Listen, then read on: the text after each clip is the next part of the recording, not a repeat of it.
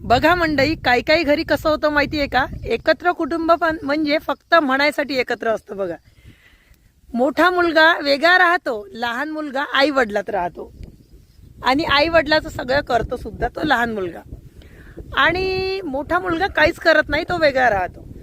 आणि मग काय म्हणतो माहितीये का, करायच्या वेळेस आम्ही वेगळे आहो, तो लहानच खाते आणि लहानच करते, तेव्हा ते असे म्हणतात मोठे बरं. आणि जेव्हा नातेवाईकाचं कोणाचं लग्न राहिलं तेव्हा प्रेझेंट घ्यायच्या वेळेस मात्र सासू सासरे प्रेझेंट घेतात. आणि तेव्हा मात्र हा मोठा मुलगा आणि मोठी सून येते मधामध्ये आणि काय म्हणते माहितीये का, आमचं एकत्र कुटुंब आहे.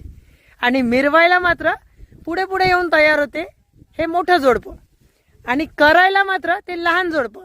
त्या लहान जोडप्याचा चांगलाच फायदा घेतलेला असतो आणि सासू सासऱ्यांचा सुद्धा चांगलाच फायदा घेतलेला असतो तिथं. तर असं कोणाकोणाकडे होते मंडळी, कोणाकोणाच्या जावा कोणाकोणाच्या सुना अशा आहे. तर एक